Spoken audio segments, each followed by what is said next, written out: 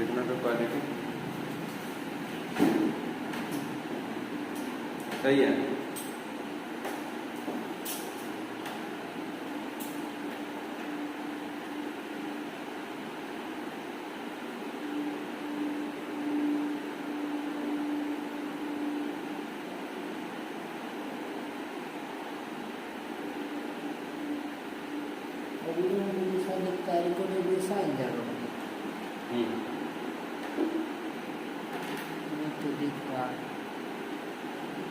इसी वाला gate lock करेंगे।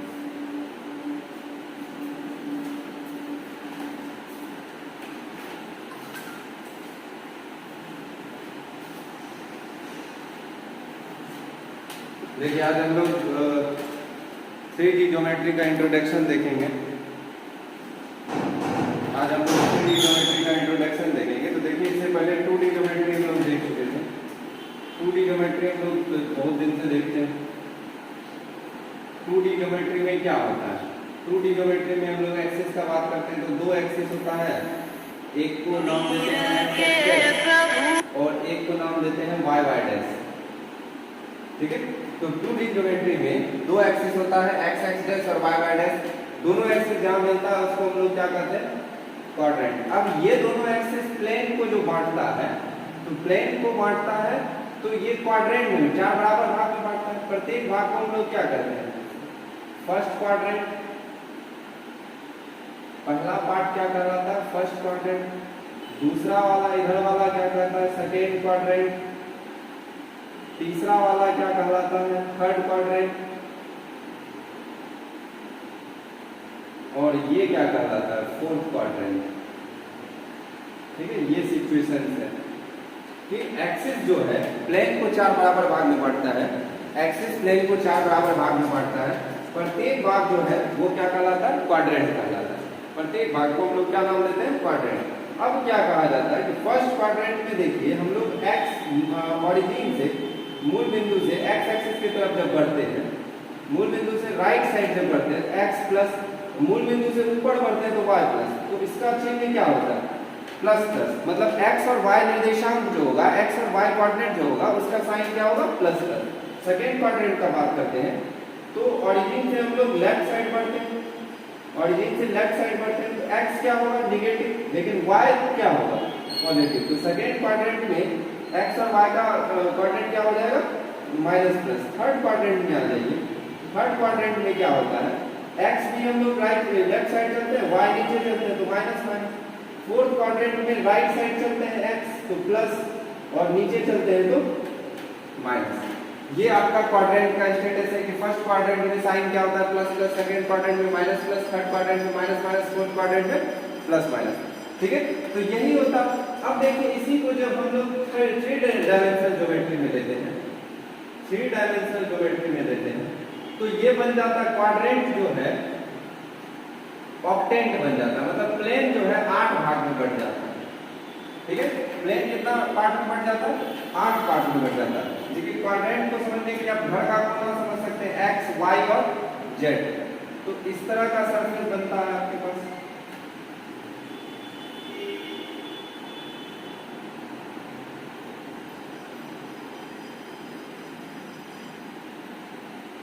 तो वाइट को समझिए, यही है 3D।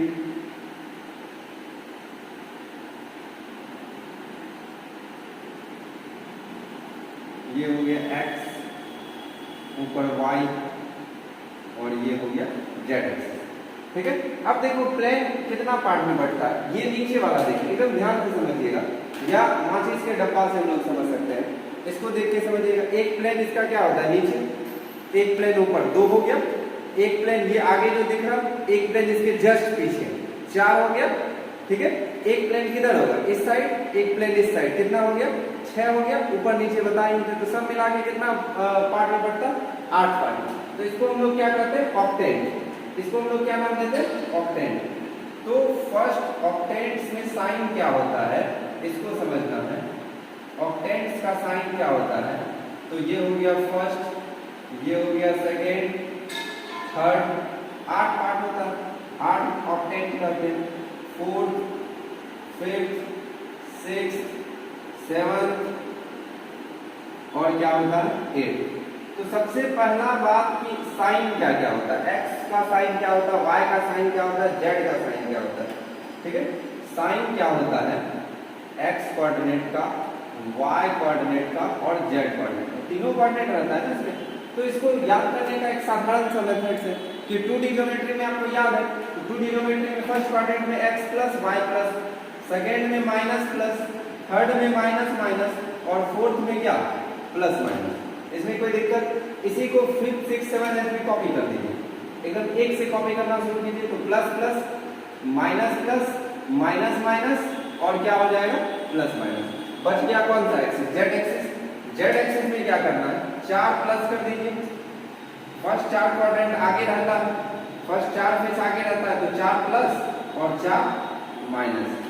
इसी को हम लोग क्या कहते हैं 3 डायमेंशनल ज्योमेट्री में यही क्या कहा जाता है, ऑक्टेंट्स कहा जाता है। 3 डायमेंशनल ज्योमेट्री में यही क्या कहा जाता है, ऑक्टेंट्स। तो ऑक्टेंट्स का साइन हम लोग सीख चुके हैं, ऑक्टेंट्स का साइन हम लोग वेक्टर में भी पढ़ाए थे। ऑक्टेंट्स का साइन सीखने में कोई दिक्कत है ही नहीं। क्या बताया कि 2D की तरह याद रखना, पहला 4 क्वाड्रेंट में कॉपी कर देना है, x में क्या है प्लस प्लस, y में क्या है सॉरी सेकंड में क्या है माइनस प्लस, थर्ड में क्या है माइनस माइनस, फोर्थ में क्या है प्लस माइनस। इसी 4 को आगे कॉपी कीजिए, plus plus minus plus minus minus plus minus. z में z एक्सिस में 4 आगे होता है तो 4 प्लस, 4 पीछे होता है तो 4 माइनस, इसमें कोई दिक्कत नहीं। इसके बाद देखिए हम लोग कुछ चीज वेक्टर में पढ़ चुके थे, उसको हम लोग फटाफट रिवीजन कर लेते हैं फिर आगे बढ़ेंगे। जैसे हम लोग डिस्टेंस फॉर्मूला वहां हम लोग किए हुए, दो वेक्टर्स के बीच का डिस्टेंस या दो पॉइंट के बीच का डिस्टेंस क्या होता है, डिस्टेंस बिटवीन 2 पॉइंट्स,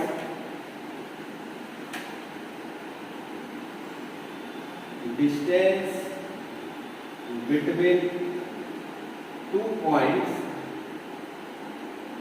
दो पॉइंट्स कोई भी रहा, मान लीजिए x1 y1 z1, 2 points x1 y1 z1 and x2 y2 z2। तो दो पॉइंट्स के बीच में डिस्टेंस क्या हो जाएगा, कैपिटल D यदि मानते हैं तो ये हम लोग देखो वहां प्रूव कर चुके हैं, x1 माइनस x2 का होल स्क्वायर। इसका पिछला वीडियो आप लोग देख लीजिएगा वेक्टर का, y1 माइनस y2 का whole square plus z1 minus z2 का होल स्क्वायर। ठीक है, दो पॉइंट्स के बीच में डिस्टेंस हम लोग तुरंत फाइंड आउट कर सकते हैं, x1 माइनस x2 का whole square plus y1 minus y2 का whole square plus z1 minus z2 का होल स्क्वायर। फॉर एग्जांपल यदि आपको कहा जाए फाइंड द डिस्टेंस बिटवीन,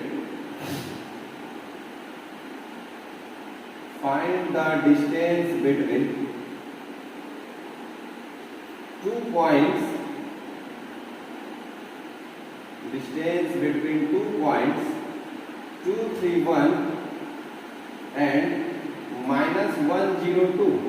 तो आप क्या कीजिएगा, x1 y1 z1 है, x2 y2 z2 है, तो इसका डिस्टेंस हम लोग तुरंत फाइंड आउट कर सकते हैं। d equals to under root, formula क्या होता है, x1 माइनस x2 का whole square plus y1 minus y2 का whole square plus z1 minus z2 का होल स्क्वायर। तो बताइए क्या हो जाएगा, x1 माइनस x2 2 प्लस 1 का होल स्क्वायर प्लस 3 माइनस 0 का होल स्क्वायर प्लस 1 माइनस 2 का होल स्क्वायर। तो कितना हो गया बताइए, 2 1 3 का स्क्वायर 9 प्लस 9 प्लस 1 9 9 18 1 19। तो दो पॉइंट्स के बीच का डिस्टेंस हो गया रूट 19 यूनिट्स। ठीक है, तो दो पॉइंट्स के बीच का डिस्टेंस हम लोग निकाल सकते हैं आराम से, कोई दिक्कत नहीं है। इसके बाद देखिए सेक्शन फॉर्मूला, वहां भी देखते थे 2D में भी हम लोग पढ़ चुके हैं सेक्शन फॉर्मूला, वेक्टर में इसको प्रूव भी कर चुके हैं, देख लीजिएगा पिछला वीडियो जाके। सेक्शन फॉर्मूला क्या बताता है, सेक्शन फॉर्मूला का मतलब क्या होता है, सेक्शन फॉर्मूला का मतलब होता है दो पॉइंट्स दिया हुआ है, दो पॉइंट्स दिया हुआ है, मान लीजिए P और Q दो पॉइंट्स हैं, P का कोऑर्डिनेट दिया हुआ है x1 y1 z1, P का कोऑर्डिनेट दिया हुआ है x1 y1 z1 और Q का कोऑर्डिनेट दिया हुआ है x2 y2 z2।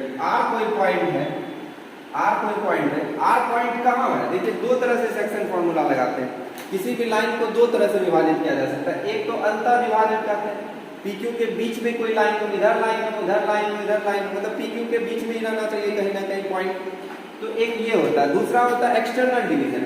मतलब दूसरा जो ये पॉइंट जो आपको दिख रहा है, जो आर पॉइंट पी क्यू को जो डिवाइड करेगा वो एक्सटर्नली डिवाइड करेगा, मतलब पी क्यू के बाहर कहीं होगा, तो इसको हम लोग क्या नाम देंगे, इंटरनल डिवीजन।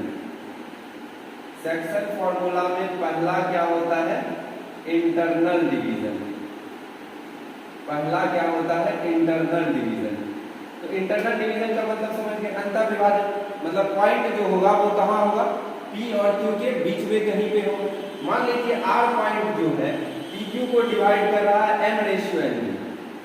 PQ दो पॉइंट्स है, समझिएगा, PQ दो पॉइंट्स है, फिर समझना सवाल बनाना बड़ा आसान है इसका। PQ दो पॉइंट्स है, इसका कोऑर्डिनेट क्या क्या है, x1 y1 z1 और x2 y2 z2। R point PQ को इंटरनली डिवाइड कर रहा है M रेशियो N में। तो R पॉइंट का कोऑर्डिनेट क्या होगा, तो मान लीजिए R पॉइंट का कोऑर्डिनेट x y यदि z हो, तो x y z का वैल्यू क्या होगा, तो बहुत इजी सा है, इसको इधर ले जाना, ये बाउंड्री है, इसको इधर ले जाना, इसको इधर ले जाना, बटे दोनों का सम। तो यदि आपको x का वैल्यू निकालना है तो क्या लिखेंगे, x कोऑर्डिनेट क्या हो जाएगा, mx2 प्लस nx1 mx2, इस बाउंड्री को इधर टपाइए, इसको इधर टपाइए, डिवाइडेड बाय क्या कर देंगे, m प्लस n।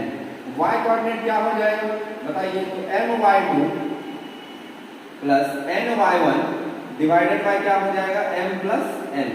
और z कोऑर्डिनेट क्या हो जाएगा बताइए, तो mz2 plus nz1 divided by क्या हो जाएगा, ठीक है।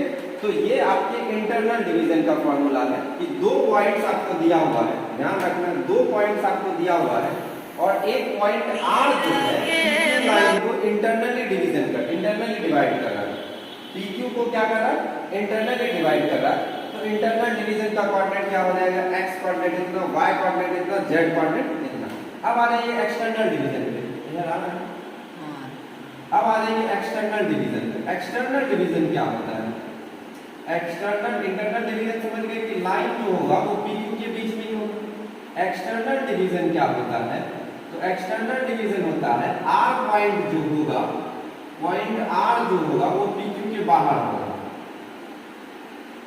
R पॉइंट जो होगा वो कहीं PQ के इधर हो कहीं भी हो सकता है। और ये PQ को किस रेशियो में डिवाइड करेगा, M रेशियो N में। ये PQ को डिवाइड करेगा M रेशियो N में। तो अब यदि P का कोऑर्डिनेट x1 y1 z1 है और Q का कोऑर्डिनेट x2 y2 z2 है, इसको देखिए अब ग्रुप कर चुके हैं हम लोग वेक्टर में, इसको देख लीजिएगा। R पॉइंट का कोऑर्डिनेट क्या होगा, तो फिर से इसी चीज को याद रखना, इंटरनल डिवीजन को याद रखना, खुदाने वाला। m को इधर लेके जाओ तो हो जाएगा mx2 minus nx1 divided by क्या हो जाएगा, m minus n। y coordinate क्या हो जाएगा बताइए, my2 minus ny1 divided by m minus n। और z कोऑर्डिनेट क्या हो जाएगा, mz2 minus nz1 divided by m minus n। तो ये था आपके इंटरनल एक्सटर्नल डिवीजन का फॉर्मूला और ये था इंटरनल डिवीजन का फॉर्मूला। दोनों फॉर्मूला एक जैसा ही होता है, दोनों में कोई डिफरेंस नहीं है। सिर्फ याद क्या रखना, इंटरनल डिवीजन में बीच में प्लस होता है, एक्सटर्नल डिवीजन में बीच में दोनों जगह माइनस होता है।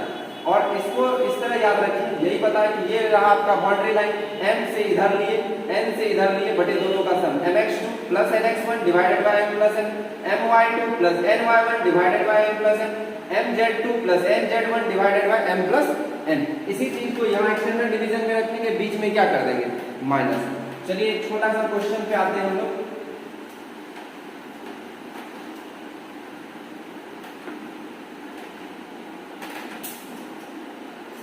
If 2 points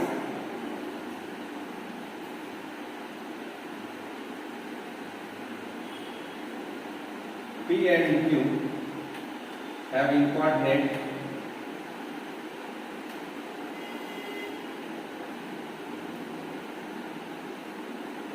having coordinate 1 2 3 and 2 1 4, ठीक है। Find the coordinate of point R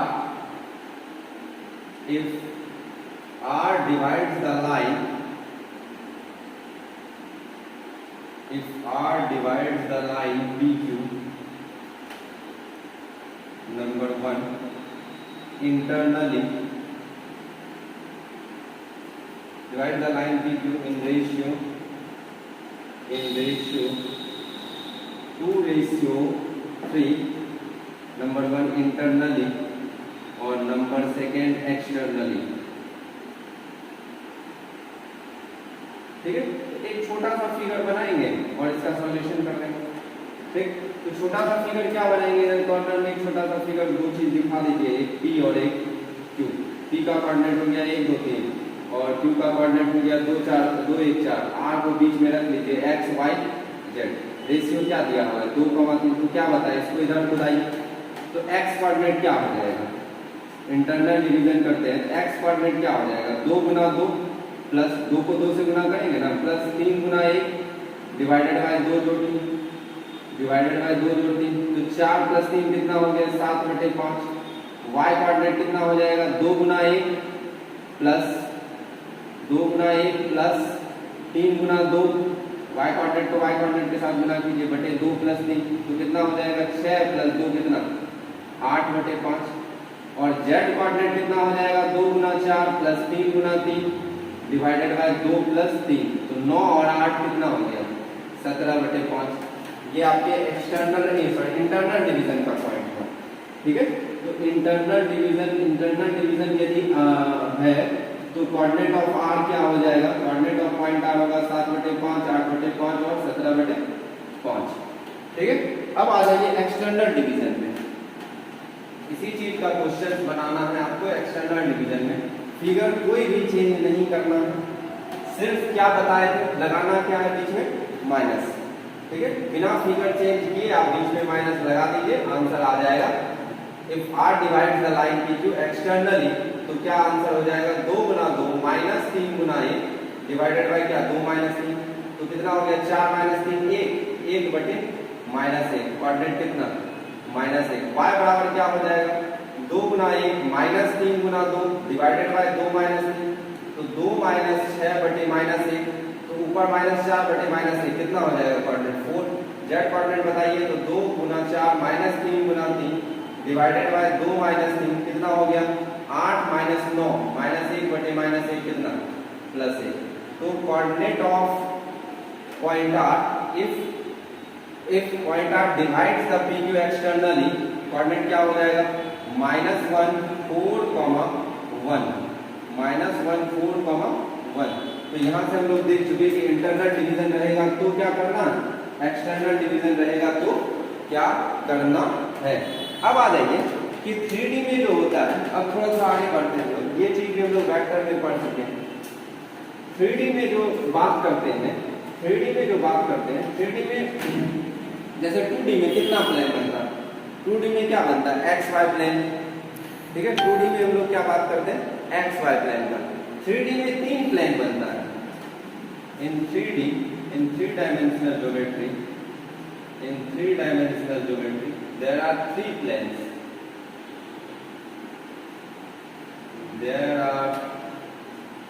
planes. क्या क्या नाम होता है, पहला नाम देते हैं हम लोग एक्स वाई प्लेन, दूसरा नाम देते हैं वाई जेड प्लेन। ये हम लोग 3D में देख चुके हैं, सिर्फ रिवीजन कर रहे हैं। और तीसरा प्लेन होता है एक्स जेड प्लेन। ठीक है, x Y plane, y Z plane, x Z plane. इसको हम लोग इस तरह भी समझ सकते हैं, इसको देख लीजिए, समझ जाइएगा।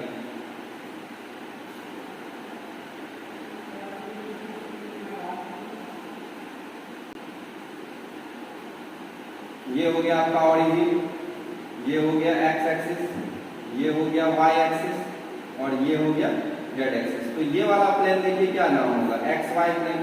ये वाला प्लेन जो होगा ये क्या नाम होगा, एक्स जेड प्लेन। ये वाला प्लेन जो होगा ये क्या नाम होगा, वाई जेड प्लेन। फिर से देखिए, x Y plane, x Z plane और वाई जेड प्लेन। तो मान लीजिए कोई पॉइंट है, कोई पॉइंट है,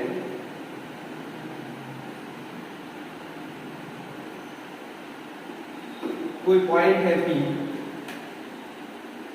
इसका कोऑर्डिनेट है एक्स वाई जेड, छोटा एक्स वाई जेड मान लेते हैं, तो इसका एक्स वाई प्लेन से डिस्टेंस कितना हो जाएगा, इसका एक्स वाई प्लेन से डिस्टेंस कितना हो जाएगा, इसको 2D पे लेके समझो, 2D पे इसको लेके समझिए। मान लीजिए इस पॉइंट का कोऑर्डिनेट एक्स वाई, इसका एक्स एक्सिस से डिस्टेंस यदि कहेंगे तो क्या होगा, वाई कोऑर्डिनेट, और वाई एक्सिस से डिस्टेंस कहेंगे तो क्या होगा, x coordinate.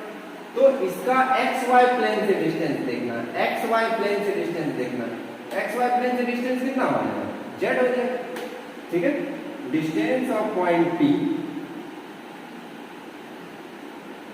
Distance of point P, इसको याद रखना है, distance of point P from x Y plane, इसको पूरा समझाया गया है वेक्टर में, यहाँ से रिवीजन करना है आपको। Distance of point P from x Y plane equals to क्या हो जाएगा, z. Distance of point P from y Z plane, distance of, देखो वाई जेड प्लेन ये है ना, इससे डिस्टेंस क्या हो जाएगा, वाई जेड प्लेन आपका ये वाला है, वाई जेड प्लेन आपका ये वाला, इससे डिस्टेंस क्या हो जाएगा बताइए। तो इससे डिस्टेंस जो होगा, इस पॉइंट का डिस्टेंस हम लोग ले रहे हैं, इस पॉइंट का डिस्टेंस क्या हो जाएगा, तो ये वाला डिस्टेंस, ये वाला डिस्टेंस होगा ना, इस डिस्टेंस को क्या नाम देंगे, तो वाई एक्सिस से डिस्टेंस, ठीक है। तो वाई जेड प्लेन का डिस्टेंस क्या हो जाएगा, देखिए फिर से समझिए, वाई जेड प्लेन यही वाला प्लेन है, डार्क ब्लू कर रहे हैं, ये समझ में आता है। वाई जेड प्लेन ये, एक बार ठीक से समझा देते हैं फिर से, वाई जेड प्लेन आपका ये वाला है, वाई जेड प्लेन ये वाला है, इससे डिस्टेंस लेना है इस पॉइंट का, तो यही वाला डिस्टेंस होगा ना। ये कौन सा डिस्टेंस है, ये ओरिजिन से डिस्टेंस है, मतलब वाई एक्सिस आपको दिख रहा होगा, तो वाई एक्सिस से डिस्टेंस, वाई एक्सिस से डिस्टेंस क्या होता है, एक्स। तो distance of point P, distance of point P, अभी तुरंत बता रहे थे, वाई एक्सिस से डिस्टेंस होता है x, distance of point P from y Z plane, distance of point P from y Z plane, y Z plane से distance कितना हो गया, x। इसी तरह हम लोग लिखेंगे distance of point P, distance of point P from x Z plane. तो बताओ एक्स जेड प्लेन कौन सा, ये वाला एक्स जेड प्लेन है आपका, ये वाला कौन सा एक्स जेड प्लेन, इसका डिस्टेंस यही होगा, इसका डिस्टेंस ये होगा ना, ये होगा, मतलब क्या, एक्स एक्सिस से डिस्टेंस, एक्स एक्सिस से डिस्टेंस क्या हो जाएगा, वाई। तो एक्स जेड प्लेन से डिस्टेंस क्या हो जाएगा, वाई। तो इसको इस तरह भी याद रख सकते हैं, एक्स वाई प्लेन से डिस्टेंस, तो एक्स वाई में क्या एब्सेंट है, जेड, तो डिस्टेंस हो गया z. Y Z plane, point P का डिस्टेंस वाई जेड प्लेन से क्या हो जाएगा, वाई जेड में क्या एब्सेंट है, एक्स, तो एक्स, एक्स जेड प्लेन से क्या हो जाएगा, वाई। कोई दिक्कत। तो किसी भी पॉइंट का यदि आपका प्लेन से डिस्टेंस पूछा जाए, किसी भी पॉइंट का प्लेन से डिस्टेंस पूछा जाए, तो हम लोग तुरंत बता सकते हैं। फॉर एग्जाम्पल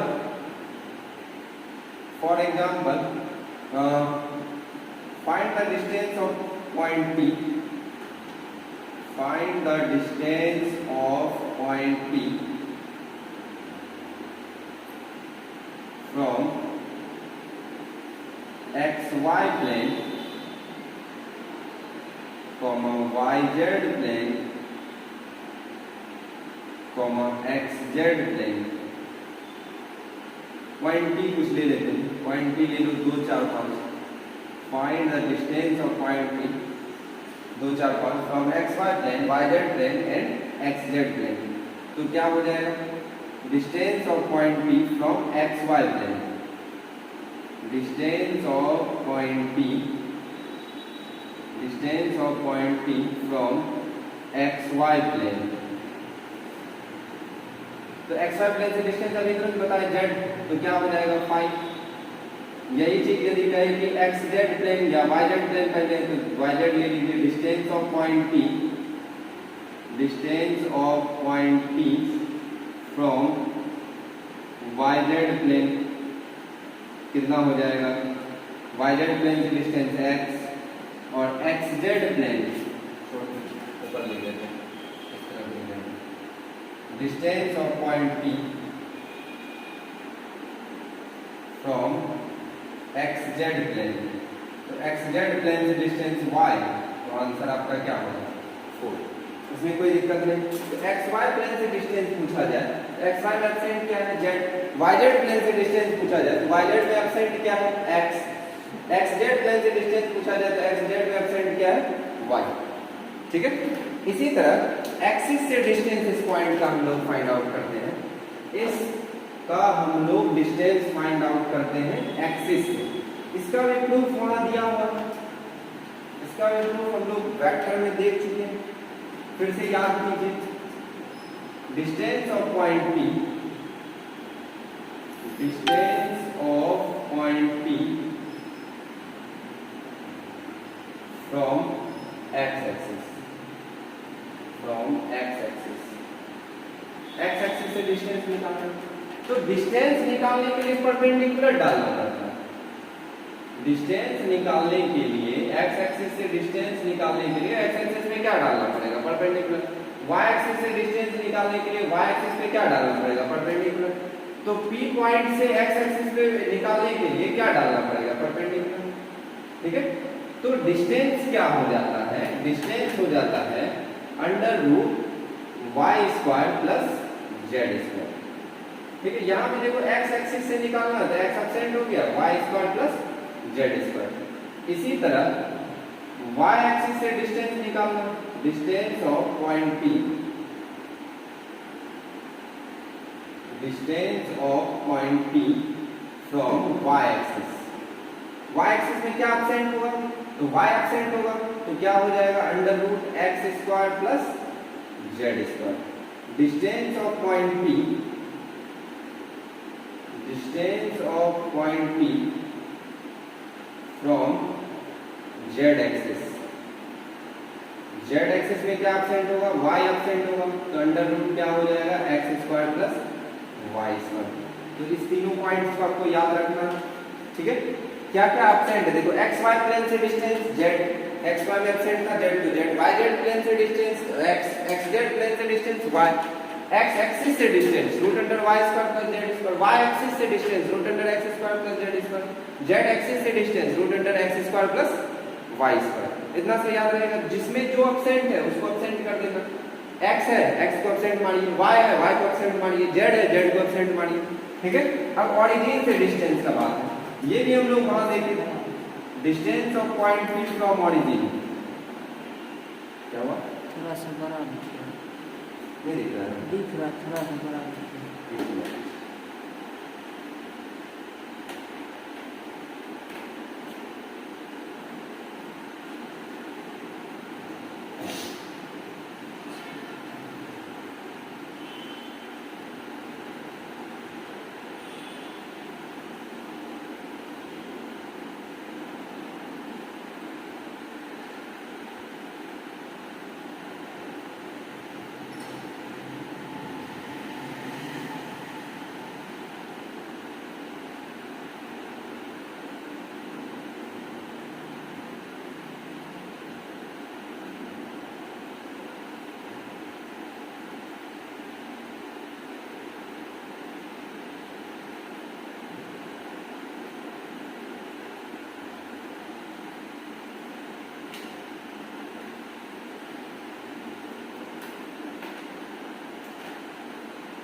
हाँ, इसके बाद आ जाइए distance of point P from origin, distance of point P from origin, मूल बिंदु से डिस्टेंस का सब रहेगा, मूल बिंदु में तो विचार, मूल बिंदु का मतलब क्या हो गया 0 0, तो मूल बिंदु से डिस्टेंस हम लोग क्या लिखते हैं अंडर रूट एक्स का स्क्वायर प्लस वाई का स्क्वायर प्लस जेड का स्क्वायर। तो ये सारा पॉइंट्स आपको ध्यान में रखना है, इसमें किसी तरह की दिक्कत का कोई बात नहीं। चलिए अगला रिवीजन पॉइंट जो है आपका वो है डायरेक्शन रेशियो। ठीक है, अगला पॉइंट हम लोग पढ़ेंगे direction ratios of A line, direction ratios of a line. ठीक है, शॉर्टकट में इसको हम लोग क्या कहते हैं डीआर, डायरेक्शन रेशियो। तो डायरेक्शन रेशियो किसको कहा जाता है, किसी भी लाइन का जो डायरेक्शन बताता है वही क्या कहलाता है डायरेक्शन रेशियो। किसी भी लाइन का जो डायरेक्शन बताता है उसी को क्या कहलाता है, कहते हैं हम लोग डायरेक्शन। तो डायरेक्शन कैसे जान